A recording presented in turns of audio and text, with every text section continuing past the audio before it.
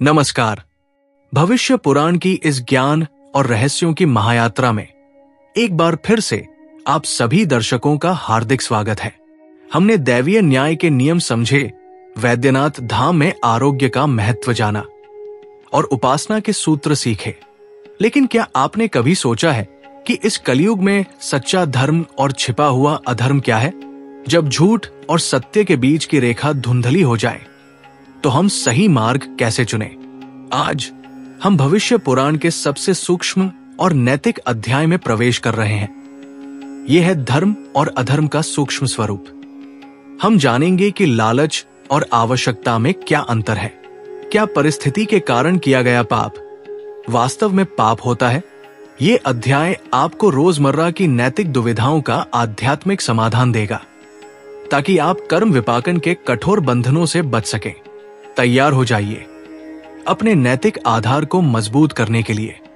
तो आइए शुरू करते हैं। हमने दैवीय न्याय के नियम समझे और जाना कि कर्म का बंधन कितना कठोर है। लेकिन क्या कोई ऐसा मानवीय बल है जिसके द्वारा हम काल, कर्म और दैवीय न्याय के इन सभी नियमों को जीत सकते हैं? आज हम भविष्य पुराण के उस योगिक अध्याय में प्रवेश कर रहे हैं। यह है योगियों का रहस्य। हम जानेंगे कि योग और ध्यान की शक्ति से आप अपनी चेतना को कैसे नियंत्रित कर सकते हैं। नमस्कार दोस्तों, हमारे चैनल वैदिक शाला में एक बार फिर से आप सभी का हार्दिक स्वागत है, जहां आपको मिलती हैं सनातन धर्म की अमूल्य कथाएं, गहरे रहस्य और प्राचीन ज्ञान। धर्म और अधर्म का सूक्ष्म स्वरूप। कलयुग में नैतिक दुविधाएं, द्वंद्व और विपाकन का रहस्य। ये खंड आपकी पिछली बातों को दोहराएगा, लेकिन एक दार्शनिक गहराई के साथ कलयुग की चुनौतियों और सूक्ष्म अधर्म की अवधारणा को स्थापित करेगा। काल, पात्र और धर्म की कसौटी। वेदव्यास का दृष्टिकोण, धर्म को स्थिर क्यों नहीं माना गया? देश काल पात्र का सिद्धांत क्या है? विस्तार से समझाए कि हर युग, सत्य युग से कलयुग में धर्म कैसे बदलता है। सत्य युग का पूर्ण धर्म कलयुग में एक चौथाई क्यों रह गया? धर्म का उद्देश्य। भविष्य पुराण के अनुसार धर्म का अंतिम उद्देश्य व्यक्तिगत और सामाजिक उत्थान है। जब नियम इस उद्देश्य को पूरा नहीं करते तो नियम का त्याग ही धर्म बन जाता है। उदाहरण, विश्वामित्र द्वारा कुत्ते का मांस खाना। कर्म विपाकन की जटिलता। भाव का मूल्य। कर्म केवल क्रिया नहीं है, बल्कि क्रिया के पीछे छिपा भाव है। हम ये समझाएंगे कि भाव कैसे कर्म विपाकन के नियमों को जटिल बनाता है। पुण्य और पाप का मिश्रण। यदि कोई व्यक्ति 10 अच्छे काम पुण्य करता है, लेकिन एक बुरा काम अहंकार से करता है, तो एक पाप का फल उसके 10 पुण्यों के फल को कैसे प्रभावित करता है? इस जटिल गणित को विस्तार से समझाएं। धर्म और अधर्म का बदलता स्वरूप। सापेक्ष नैतिकता। परिभाषा और सिद्धांत। अपात धर्म क्या है? ये केवल जीवन बचाने तक ही सीमित नहीं है, बल्कि बड़ी नैतिक क्षति को रोकने का भी धर्म है। पौराणिक कथा का विस्तार। कौशिक ब्राह्मण और सत्य का बोझ। एक लंबी कहानी के माध्यम से समझाए कि एक ब्राह्मण ने केवल सत्य बोलने के नियम का पालन किया और निर्दोषों की हत्या का कारण बना। भविष्य पुराण इस घटना का विश्लेषण करते हुए बताता है कि सत्य ब्रूयात प्रिय ब्रूयात, न ब्रूयात सत्यम अप्रियम। वो सच बोलो जो प्रिय हो, अप्रिय सत्य न बोलो। आधुनिक उदाहरण, गोपनीयता का धर्म। डॉक्टर, वकील या पत्रकार को जानकारी छिपाना पड़ सकता है। जहां सत्य बोलने से एक बड़े सामाजिक कल्याण को हानि हो, वहां चुप रहना या गोपनीयता रखना धर्म कैसे बन जाता है? भावना आधारित अधर्म। मन की मलिनता, अहंकार और दिखावा। दान और सेवा के कार्य में अहंकार का प्रवेश उस कर्म को कैसे सूक्ष्म अधर्म में बदल देता है। रावण की तपस्या का उदाहरण ले। उसका कर्म शुद्ध था, लेकिन उसकी भावना ईश्वर पर अधिकार प्राप्त करने की लालसा अधर्म थी। श्रीमद् भागवत गीता के निष्काम कर्म के सिद्धांत के विपरीत सकाम कर्म, फल की इच्छा वाला कर्म, सूक्ष्म अधर्म की ओर कैसे ले जाता है। मानसिक कर्मफल। मन में की गई ईर्ष्या, कामना और घृणा से उत्पन्न कर्म फल का सूक्ष्म विपाकन कैसे होता है। लालच बनाम आवश्यकता, संग्रह का नैतिक आधार, अपरिग्रह का सिद्धांत, अति संग्रह क्यों अधर्म है, जैन धर्म के अपरिग्रह के सिद्धांत की तुलना भविष्य पुराण के संग्रह संबंधी नियमों से करें। कृपणता का पाप। कृपणता भी एक सूक्ष्म अधर्म है। धन होने पर भी धर्मार्थ कार्यों में खर्च न करना और दूसरों की जरूरत पर ध्यान न देना। नचिकेता की कहानी में उसके पिता द्वारा किया गया निम्न कोटि का दान और उसकी कृपणता पर विस्तार से चर्चा करें। आधुनिक संदर्भ। आज के उपभोक्तावाद के युग में अनावश्यक वस्तुओं का संग्रह करना और पृथ्वी के संसाधनों का शोषण करना लालच बनाम आवश्यकता की कसौटी पर कैसे खरा उतरता है। सूक्ष्म अधर्म, कलयुग की विस्तृत चुनौतियां, मानसिक हिंसा, ईर्ष्या और द्वेष। विस्तृत मनोवैज्ञानिक विश्लेषण। ईर्ष्या कैसे शुरू होती है, ईर्ष्या और द्वेष का तंत्रिका तंत्र पर प्रभाव और इसका कर्म विपाक। मनुस्मृति और वाचिक दोष। ये केवल मानसिक हिंसा नहीं है बल्कि वाचिक हिंसा भी है। निंदा करना, पीठ पीछे बात करना और अफवाहें फैलाना, ये सब सूक्ष्म अधर्म क्यों है। सूक्ष्म हिंसा की कथा। एक काल्पनिक या अर्ध पौराणिक कथा का विस्तार जिसमें मानसिक हिंसा से किसी व्यक्ति का जीवन बर्बाद हो जाता है, ये सिद्ध करने के लिए कि मानसिक कर्म भी उतने ही शक्तिशाली होते हैं जितने शारीरिक कर्म। समय की चोरी, कर्म की शिथिलता, कर्मयोग और कर्तव्य। समय की चोरी कर्मयोग के सिद्धांत का उल्लंघन कैसे करती है। अपने कर्तव्य के प्रति समर्पण, योग्य कर्मसु कौशलम ही धर्म है। परिश्रम की चोरी, काम पर उपस्थित रहकर भी काम न करना, ये नियोक्ता के साथ साथ स्वयं के विकास से भी चोरी है। ये सूक्ष्म अधर्म व्यक्ति की आत्मा पर कैसा बोझ डालता है। सामाजिक समय की बर्बादी, सरकारी या सार्वजनिक कार्यों में जानबूझकर देर करना, लाल फीताशाही का उपयोग करना, ये एक सामूहिक अधर्म है। अन्न की बर्बादी, संसाधनों का अनादर। अन्नपूर्णा और प्रकृति। अन्न को ब्रह्मा क्यों कहा गया है। अन्न का अनादर पूरे प्रकृति चक्र का अनादर कैसे है। खाद्य असुरक्षा पर नैतिकता। दुनिया में लाखों लोग भूखे हैं और हम अन्न बर्बाद करते हैं।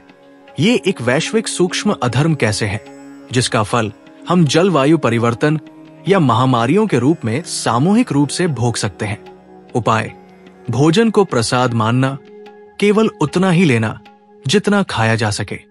धर्म की व्याख्या में अधर्म। कलयुग में सबसे बड़ा अधर्म है स्वार्थ के लिए धर्म ग्रंथों की मनमानी व्याख्या करना। भविष्य पुराण का विशेष जोर। भविष्य पुराण इस बात पर जोर देता है कि धर्म गुरुओं या नेताओं द्वारा अपने फायदे के लिए शास्त्रार्थ को तोड़मरोड़ कर पेश करना सबसे बड़ा सूक्ष्म अधर्म है। ये लोगों को अंधेरे में धकेलता है। देव ऋण, ऋषि ऋण, पितृ ऋण, कृतघ्नता सभी ऋणों को अस्वीकार करने जैसा है। कृतघ्नता का पाप। मां बाप, गुरु या देश के प्रति कृतघ्न होना सबसे बड़ा पाप माना गया है। ये मानसिक तौर पर व्यक्ति को अलग थलग कर देता है और उसके सभी शुभ कर्मों के फल को कम कर देता है। धर्म का दिखावा, केवल धार्मिक अनुष्ठान करना लेकिन व्यवहार में दया, करुणा और सत्य का पालन न करना। बाहरी शुद्धता बनाम आंतरिक शुद्धता। मंदिरों में जाना, व्रत रखना लेकिन घर आकर बुरा बोलना, ये पाखंड भी एक सूक्ष्म अधर्म है जो मन की शांति को नष्ट करता है। विवेक का जागरण। आत्मनिरीक्षण का बलबुद्धि और विवेक का अंतर। बुद्धि जानकारी को प्रोसेस करती है जबकि विवेक सही और गलत को पहचानता है। विवेक को कैसे जागृत किया जाता है। दैनिक अभ्यास। आत्मनिरीक्षण की विधि। हर रात अपने दिन के 5 कर्मों का विश्लेषण करना। क्या वो धर्म था या सूक्ष्म अधर्म। गुरु का महत्व। नैतिक दुविधाओं में गुरु या मार्गदर्शक की सलाह क्यों आवश्यक है। करुणा, धर्म का शाश्वत आधार। करुणा की शक्ति। करुणा केवल दया नहीं है बल्कि सहानुभूति भी है। करुणा का विस्तार। सर्वभूत हित, सभी प्राणियों के प्रति भलाई की भावना को विकसित करना। इसमें न केवल मनुष्य बल्कि पशु और प्रकृति भी शामिल है। भविष्य पुराण पर्यावरण की करुणा पर भी जोर देता है। नाम स्मरण, चित्त की शुद्धि और स्थिरता। जबकि विज्ञान नाम स्मरण मन को कैसे स्थिर करता है और नकारात्मक कर्मों के प्रभाव को कैसे कम करता है। नाम जप से विवेक, जब से मन शांत होता है, जिससे अहंकार की भावना कम होती है और सही निर्णय लेने की क्षमता बढ़ती है। संकट मोचन, जब कोई रास्ता न दिखे तो नाम जप एक अंतिम आश्रय कैसे बन जाता है। हमने पिछले अध्यायों में दैवीय न्याय के अडिग सिद्धांतों को समझा। हमने जाना कि कैसे कर्म विपाकन के नियम सृष्टि के हर कण पर लागू होते हैं। एक बीज बोया जाता है और उसका फल अवश्य मिलता है। यह सिद्धांत सरल है, जैसा बोओगे वैसा काटोगे। लेकिन क्या यह सच इतना सरल है? जब हम इस सिद्धांत को कलयुग की जटिल, तीव्र और विरोधाभासों से भरी दुनिया पर लागू करते हैं तो हमें सबसे बड़ी चुनौती का सामना करना पड़ता है। वो है सत्य और झूठ के बीच की धुंधली रेखा। कलयुग की सबसे बड़ी विशेषता यह है कि यहां धर्म स्पष्ट नहीं है। सत्य और असत्य का द्वंद्व इतना सूक्ष्म हो गया है कि हम हर रोज नैतिक दुविधाओं के चौराहे पर खड़े होते हैं। आज हम भविष्य पुराण के सबसे गूढ़, सूक्ष्म और नैतिक अध्याय में प्रवेश कर रहे हैं। यह है धर्म और अधर्म का सूक्ष्म स्वरूप। हम जानेंगे कि कैसे वेदव्यास जी ने धर्म को एक स्थिर नियम की जगह जीने की कला के रूप में परिभाषित किया। काल, पात्र और धर्म की कसौटी, देश काल पात्र का सिद्धांत। भविष्य पुराण स्पष्ट करता है कि धर्म कोई सार्वभौमिक स्थिर पत्थर की लकीर नहीं है। इसे समझने के लिए हमें धर्म के 3 आधारों को समझना होगा: देश, काल और पात्र। धर्म का स्वरूप परिवर्तन युगों के अनुसार। वेदव्यास जी धर्म को सापेक्ष मानते हैं, निरपेक्ष नहीं। धर्म का स्वरूप प्रत्येक युग में बदलता रहा है। सत्य युग, इस युग में धर्म पूर्ण 100% था। धर्म का आधार सत्य था। यहां कर्मों में कोई विरोधाभास नहीं था। जो सत्य था वो स्पष्ट रूप से धर्म था और झूठ अधर्म। त्रेता और द्वापर, इन युगों में धर्म क्रमश 3/4 और आधा रह गया। धर्म में यज्ञ और क्षत्रिय धर्म का समावेश हुआ।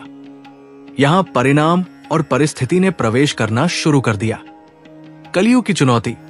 भविष्य पुराण विशेष रूप से बताता है कि कलयुग में धर्म केवल 1/4 25% रह गया है। यहां धर्म का आधार तपस्या या कठोर कर्म नहीं, बल्कि नाम स्मरण, दान और करुणा बन गया है। कलियुगे धर्म पादमात्रम सत्य चापी न दृश्यते देश काल पात्रं ज्ञात्वा धर्म तत्र प्रयुज्यते। अर्थ, कलियुग में धर्म एक पाव पर खड़ा है और सत्य भी अपने शुद्ध रूप में दिखाई नहीं देता। अतः देश, काल और पात्र को जानकर ही धर्म का प्रयोग करना चाहिए।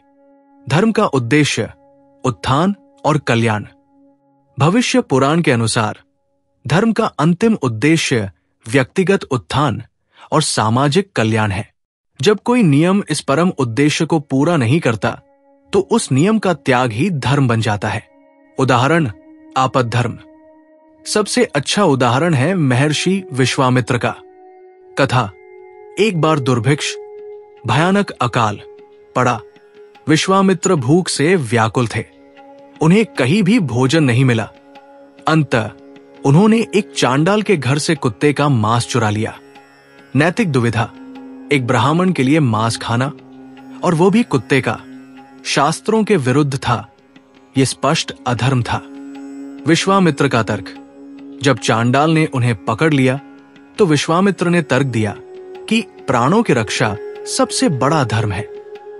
यदि मैं मर जाता हूं तो मेरा ज्ञान, मेरी तपस्या और मेरा कर्तव्य धर्म सब नष्ट हो जाएगा। इसलिए जीवन बचाना इस समय का सर्वोच्च धर्म है। यहां नियम, आहार के नियम का त्याग करना ही धर्म बन गया। भविष्य पुराण हमें सिखाता है कि धर्म किसी कोरी किताब के नियम नहीं है, बल्कि ये जीवन जीने की कला है, जहां प्राथमिकता अस्तित्व और कल्याण को दी जाती है। कर्म विपाकन की जटिलता, भाव का मूल्य। हमने पहले जाना कि कर्म का फल मिलता है, लेकिन सूक्ष्म अधर्म को समझने के लिए हमें यह जानना होगा कि कर्म विपाकन कैसे काम करता है। यह केवल क्रिया का फल नहीं है, बल्कि क्रिया के पीछे छिपे भाव का फल है। भाव, वाणी और काया का कर्म। शास्त्रों ने 3 प्रकार के कर्मों को परिभाषित किया है। कायिक कर्म, शरीर से किया गया कर्म, जैसे चोरी करना। वाचिक कर्म, वाणी से किया गया कर्म, जैसे झूठ बोलना। मानसिक कर्म, मन से किया गया कर्म, जैसे किसी के बारे में बुरा सोचना। भविष्य पुराण चेतावनी देता है कि मानसिक कर्म ही सबसे अधिक शक्तिशाली होते हैं, क्योंकि वे भाव का सीधा परिणाम है। यदि आपने शारीरिक रूप से किसी को चोट नहीं पहुंचाई, लेकिन मन ही मन आप किसी का बुरा चाह रहे थे, तो कर्म विपाकन की प्रक्रिया शुरू हो चुकी है। पुण्य और पाप का मिश्रण। कलयुग में बहुत कम कर्म ऐसे होते हैं जो 100% शुद्ध पुण्य हो या 100% शुद्ध पाप। अधिकांश कर्म हाइब्रिड होते हैं, पुण्य और पाप का मिश्रण। एक व्यक्ति किसी मंदिर में 1000 दान देता है, पुण्य कर्म, लेकिन वह यह दान केवल दिखावे के लिए देता है ताकि लोग उसे दानी कहें। अहंकार और प्रसिद्धि का सूक्ष्म अधर्म। विपाकन का गणित, दान का फल उसे जरूर मिलेगा, धन संबंधी, लेकिन अहंकार का फल उस व्यक्ति के मानसिक शांति और आध्यात्मिक प्रगति को अवरुद्ध कर देगा। यह सूक्ष्म अधर्म उसके पुण्य के फल को कमजोर कर देगा। वेदव्यास का मत, बुरी नियत से किया गया अच्छा कर्म अंत में दुख ही देता है, क्योंकि भाव की मलिनता कर्म फल को दूषित कर देती है। धर्म और अधर्म का बदलता स्वरूप। सापेक्ष नैतिकता का सिद्धांत। अब हम उस पहले और सबसे महत्वपूर्ण सिद्धांत पर आते हैं जिसका उल्लेख आपने अपनी स्क्रिप्ट में किया है, परिणाम आधारित धर्म। परिणाम आधारित धर्म, अपाद धर्म की विस्तृत व्याख्या। धर्म का यह सिद्धांत कहता है कि कठिन परिस्थितियों में कर्म का अंतिम मूल्यांकन उसके परिणाम के आधार पर किया जाना चाहिए, न कि केवल उसके नियमों के पालन के आधार पर। पौराणिक कथा का विस्तार। कौशिक ब्राह्मण और सत्य का बोझ। ये कथा परिणाम आधारित धर्म की आवश्यकता को सबसे स्पष्ट रूप से स्थापित करती है। एक बार कौशिक नाम के एक धार्मिक ब्राह्मण थे। उन्होंने सत्य बोलने का व्रत लिया था और इस व्रत का पालन वे अक्षरशः करते थे, चाहे परिणाम कुछ भी हो। वे मानते थे कि सत्य ही परम धर्म है और किसी भी स्थिति में इसका त्याग नहीं किया जा सकता। कुछ निर्दोष लोग एक हिंसक लुटेरों के समूह से बचने के लिए जंगल में छिप गए। लुटेरे उनका पीछा कर रहे थे। उन्होंने कौशिक ब्राह्मण को जंगल के रास्ते पर बैठे देखा और पूछा, तुमने उन लोगों को किस तरफ जाते देखा? कौशिक का कर्म। अपने सत्य व्रत का पालन करते हुए कौशिक ने बिना सोचे समझे लुटेरों को वो दिशा बता दी जहां निर्दोष लोग छिपे हुए थे। लुटेरों ने पीछा किया और उन सभी निर्दोष लोगों की क्रूरता से हत्या कर दी।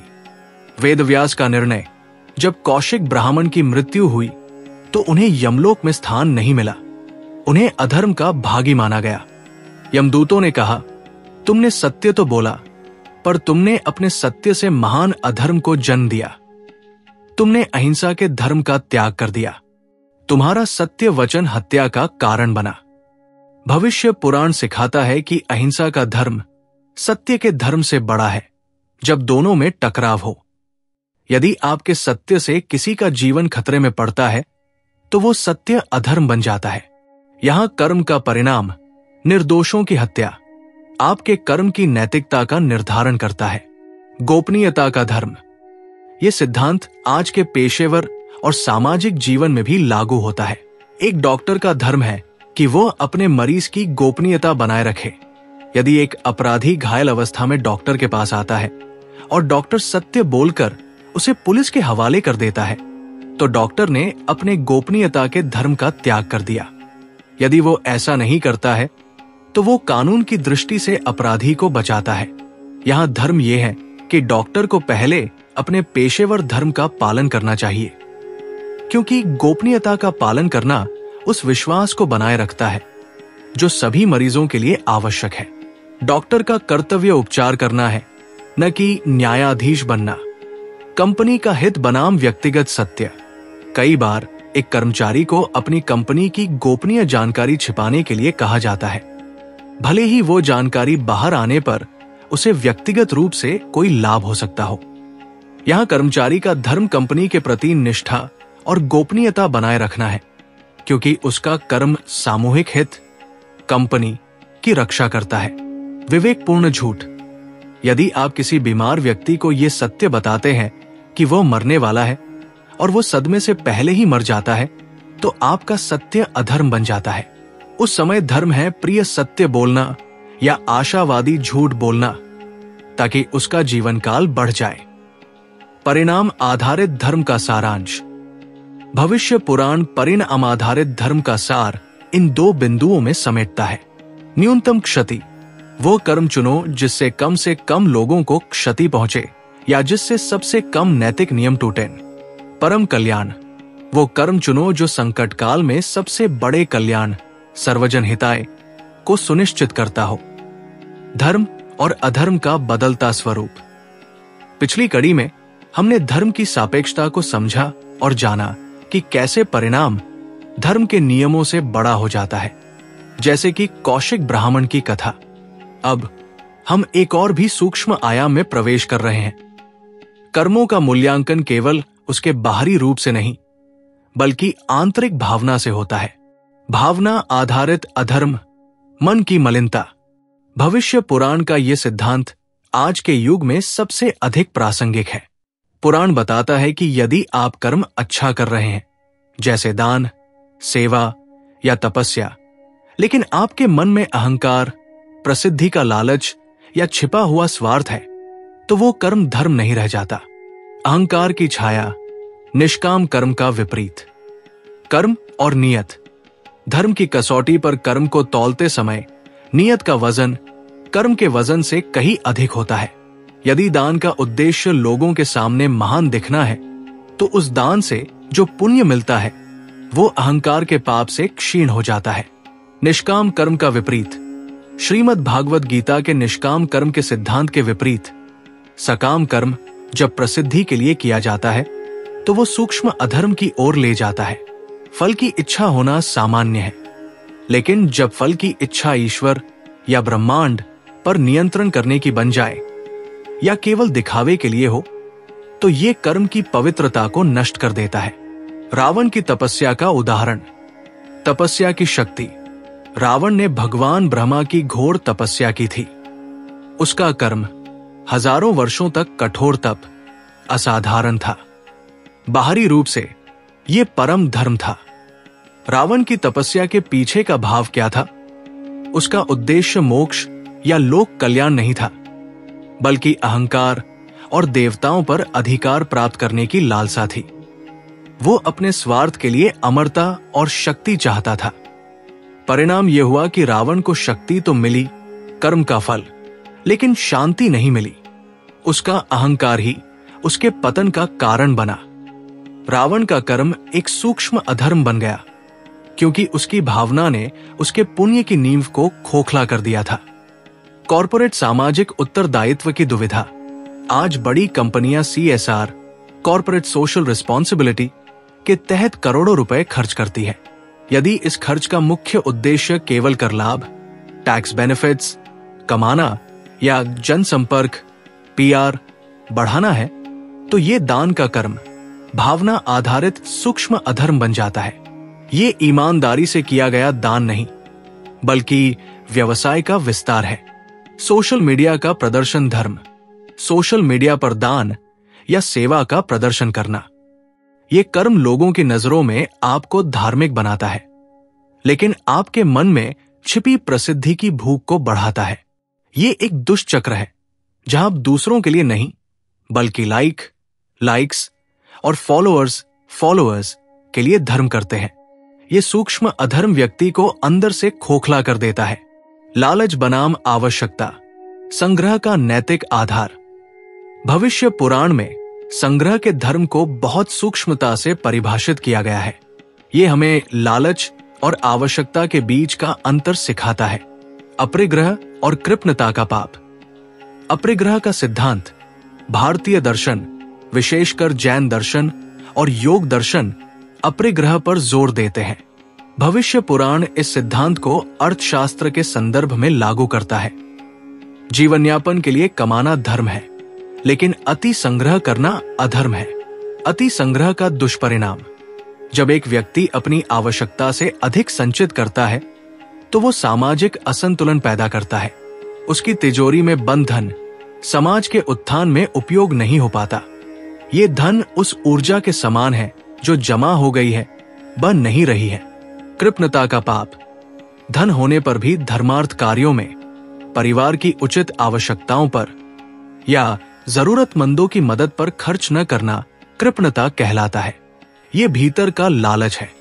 ये सूक्ष्म अधर्म व्यक्ति को मानसिक रूप से असुरक्षित बना देता है। पौराणिक कथा का विस्तार, नचिकेता के पिता की कृपणता। कठोपनिषद की ये प्रसिद्ध कथा भविष्य पुराण में भी नैतिकता के एक उदाहरण के रूप में उल्लिखित है। ऋषि वाजश्रवस ने एक महान यज्ञ किया जिसमें यह नियम था कि वो अपना सब कुछ दान कर देंगे।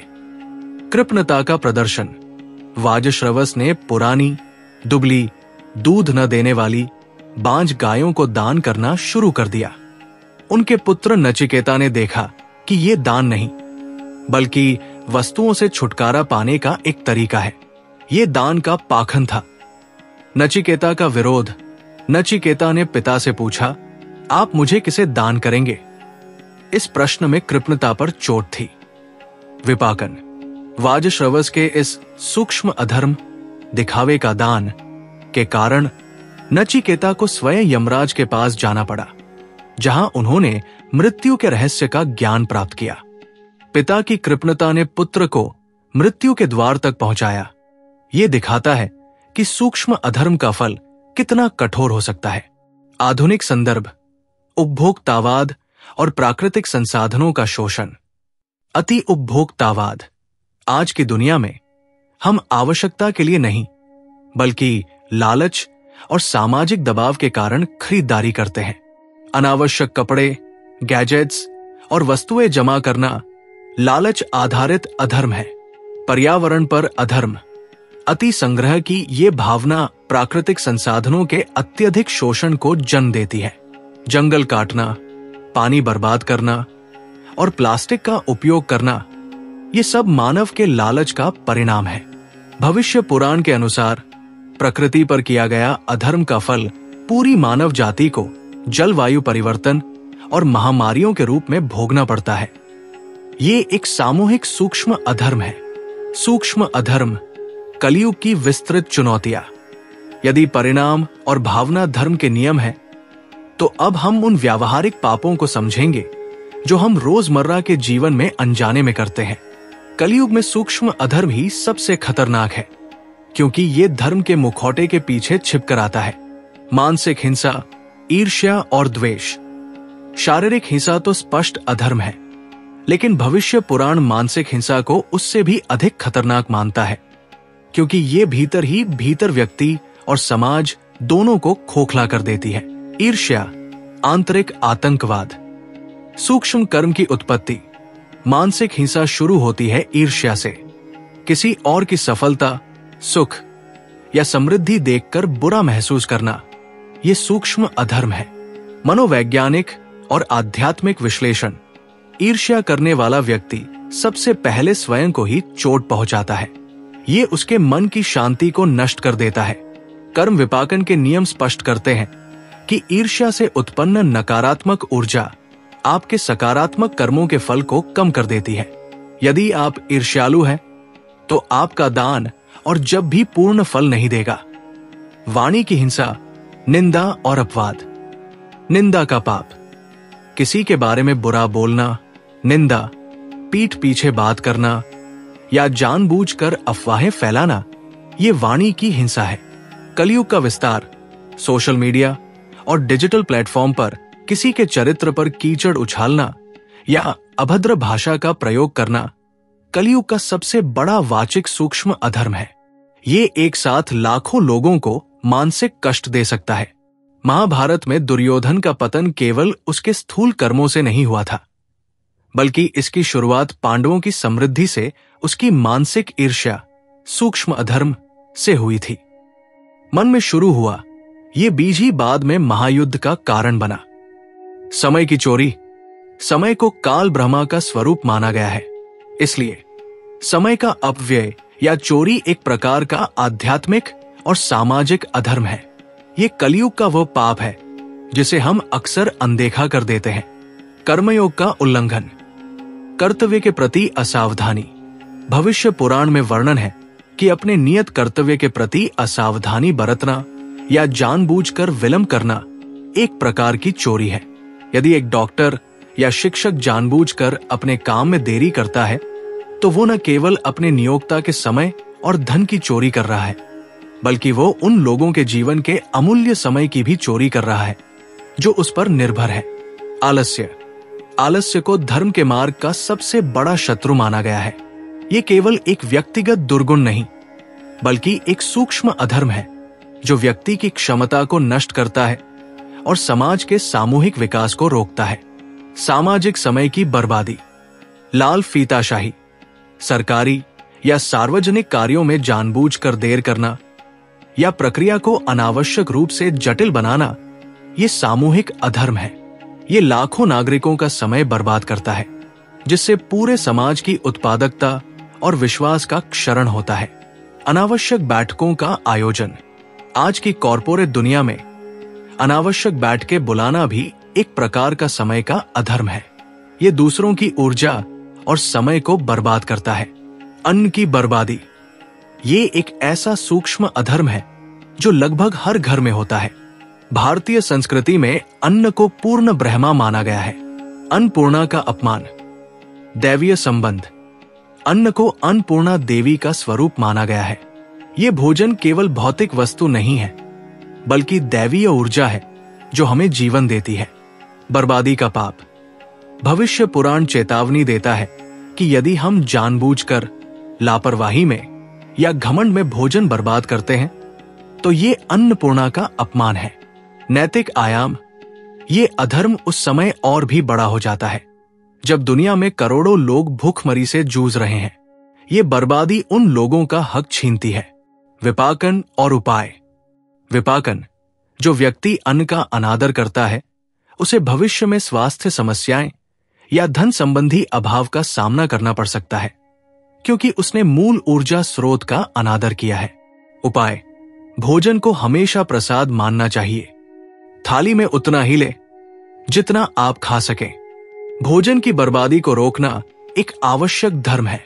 हमने आज भावना आधारित अधर्म की सूक्ष्मता को समझा और कलयुग के 3 मुख्य व्यावहारिक सूक्ष्म अधर्मों, मानसिक हिंसा, समय की चोरी, अन्न की बर्बादी पर गहराई से विचार किया। अगले और अंतिम भाग में हम कलयुग के शेष गहन सूक्ष्म अधर्मों जैसे कृतघ्नता और प्रदर्शन धर्म को जानेंगे और भविष्य पुराण द्वारा बताए गए अंतिम समाधान, विवेक, करुणा और नामस्मरण पर विस्तृत चर्चा करेंगे। सूक्ष्म अधर्म, कलयुग की विस्तृत चुनौतियां। पिछली कड़ी में हमने कर्मों में भावना के महत्व को समझा और मानसिक हिंसा तथा समय की चोरी जैसे सूक्ष्म अधर्मों पर विचार किया। अब हम उन गहन और वैचारिक अधर्मों में प्रवेश करते हैं जो कलयुग में सबसे अधिक अविश्वास और नैतिक भ्रम पैदा करते हैं। शब्दों का मिथ्यार्थ। भविष्य पुराण इस बात पर विशेष जोर देता है कि ज्ञान का दुरुपयोग या शास्त्रों की गलत व्याख्या कलयुग का सबसे बड़ा वैचारिक अधर्म है। ज्ञान का दुरुपयोग। धर्म की आड़ में स्वार्थ। सार्वजनिक बौद्धिक अधर्म। ये वो अधर्म है जब कोई व्यक्ति धर्मगुरु, राजनीतिज्ञ या प्रभावकारी होने का दिखावा करता है और अपने स्वार्थ या राजनीतिक लाभ के लिए पवित्र ग्रंथों या आध्यात्मिक सिद्धांतों की मनमानी व्याख्या करता है। भविष्य पुराण की चेतावनी। पुराण कहता है कि लोगों को ज्ञान से वंचित करना उतना बड़ा पाप नहीं है जितना उन्हें गलत ज्ञान देना। गलत ज्ञान देना अंधेरे में धकेलना है। इस अधर्म से न केवल व्यक्तिगत कर्म दूषित होता है, बल्कि पूरे समाज में ध्रुवीकरण और अविश्वास पैदा होता है। ये आस्था के आधार पर ही हमला करता है। धार्मिक कट्टरता और फेक न्यूज। कट्टरता का पोषण, धर्म ग्रंथों के एक छोटे से अंश को संदर्भ से हटाकर प्रस्तुत करना और उसे घृणा या हिंसा का आधार बनाना। यह सूक्ष्म अधर्म सामूहिक हिंसा का कारण बनता है। फेक न्यूज और वैचारिक प्रदूषण, जानबूझकर झूठे विचार या गुमराह करने वाली जानकारी फैलाना, भले ही वो धर्म से संबंधित न हो, एक वैचारिक सूक्ष्म अधर्म है। ये लोगों के विवेक को बाधित करता है। कृतघ्नता, आभार व्यक्त न करना केवल एक सामाजिक दुर्गुण नहीं है, बल्कि एक गंभीर नैतिक दोष है जिसे भविष्य पुराण एक सूक्ष्म अधर्म मानता है। ऋणों की अस्वीकृति। 3 प्रमुख ऋण। भारतीय दर्शन 3 प्रमुख ऋणों पर जोर देता है: देव ऋण, प्रकृति और ईश्वर के प्रति; पितृ ऋण, माता पिता और पूर्वजों के प्रति; और गुरु ऋण, ज्ञान और शिक्षकों के प्रति। कृतघ्नता का पाप। कृतघ्न होना इन सभी ऋणों को अस्वीकार करने जैसा है। माता पिता के प्रति, यदि कोई व्यक्ति अपने माता पिता के त्याग और प्रयासों को भूल जाता है तो वो सबसे बड़ा पितृ ऋण का सूक्ष्म अधर्म करता है। पुराणों के अनुसार ऐसे व्यक्ति का पुण्य फल धीरे धीरे क्षीण होता जाता है। समाज के प्रति, समाज या देश द्वारा दी गई सुविधाओं, सड़कें, शिक्षा, सुरक्षा के प्रति कृतघ्न होना सामाजिक अधर्म है। मानसिक और आध्यात्मिक प्रभाव। अकेलेपन का कारण, कृतघ्नता व्यक्ति को मानसिक रूप से अलग थलग कर देती है। आनंद की कमी। जो व्यक्ति हर चीज को अपना हक मानता है वो आनंद और संतुष्टि महसूस नहीं कर पाता। कृतघ्नता उसके सकारात्मक कर्मों के फल को भी आनंदहीन बना देती है। प्रदर्शन धर्म। ये अधर्म पाखंड से जुड़ा हुआ है। ये कर्मों का बाहरी प्रदर्शन तो करता है, लेकिन आंतरिक शुद्धता का अभाव होता है। कर्मकांड बनाम करुणा। बाहरी शुद्धता बनाम आंतरिक शुद्धता। भविष्य पुराण कहता है कि कलयुग में लोग धर्म का दिखावा अधिक करेंगे। वे मंदिरों में जाएंगे, महंगे व्रत रखेंगे, बड़े अनुष्ठान करवाएंगे। ये सब बाहरी शुद्धता है, पाखंड का सूक्ष्म अधर्म। लेकिन यदि वे घर आकर या अपने कार्यस्थल पर झूठ बोलते हैं, क्रोध करते हैं या दयालुता का पालन नहीं करते हैं तो ये पाखंड है। ईश्वर का मत। ईश्वर या प्रकृति आपके वस्त्र या अनुष्ठान को नहीं देखते, बल्कि आपके व्यवहार और मन को देखते हैं। पाखंड से किया गया धर्म किसी भी फल को उत्पन्न नहीं करता, बल्कि अहंकार को बढ़ाता है। उदाहरण, एक व्यक्ति गंगा में डुबकी लगाता है और कहता है कि उसके पाप धुल गए, लेकिन घाट से निकलते ही वो किसी गरीब को धक्के मारता है। उसका ये कृत्य प्रदर्शन धर्म है, जिसने उसके स्नान के पुण्य को तत्क्षण नष्ट कर दिया। अंतिम समाधान, विवेक, करुणा और जपयोग। सूक्ष्म अधर्मों की जटिलता को देखते हुए भविष्य पुराण कोई जटिल दार्शनिक तर्क नहीं देता, बल्कि सबसे सरल, व्यावहारिक और शाश्वत समाधान प्रस्तुत करता है। ये 3 स्तंभ हमें कलयुग की नैतिक दुविधाओं से बचाते हैं। विवेक का जागरण, आत्मनिरीक्षण का बल। विवेक का अर्थ है सही और गलत के बीच का अंतर जानने की आंतरिक शक्ति। कलयुग में धर्म के नियम शिथिल हो जाने के कारण बाहरी नियमों के बजाय आंतरिक बुद्धि का उपयोग करना सबसे जरूरी है। बुद्धि और विवेक का अंतर। बुद्धि ये तर्क और जानकारी पर आधारित है। ये आपको बताती है कि क्या संभव है। विवेक ये नैतिकता और मूल्यों पर आधारित है। ये आपको बताती है कि क्या सही है। विवेक की आवश्यकता। परिणाम आधारित धर्म को लागू करने के लिए विवेक जरूरी है। कौशिका ब्राह्मण के पास बुद्धि थी। उसे पता था कि लोग किस दिशा में गए, लेकिन उसके पास विवेक नहीं था। वो अहिंसा और सत्य के बीच का अंतर नहीं समझ सका।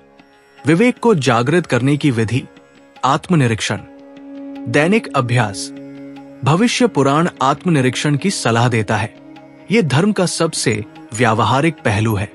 विधि, हर रात सोने से पहले अपने दिन के 5 कर्मों का विश्लेषण करें। क्या मेरे इस कर्म से किसी को अनावश्यक कष्ट पहुंचा? विवेक की स्थिरता। इस अभ्यास से मन की चंचलता शांत होती है और हम अपने सूक्ष्म अधर्मों को पहचानना शुरू कर देते हैं, जिससे अगली बार सही निर्णय लेने की क्षमता बढ़ती है। करुणा धर्म का शाश्वत आधार। करुणा, दया को भविष्य पुराण मानव धर्म का आधार मानता है। करुणा की शक्ति। करुणा की परिभाषा। करुणा केवल दया नहीं है, बल्कि सहानुभूति भी है, यानी दूसरों के दुख को महसूस करने की क्षमता। करुणा और अधर्म का निवारण।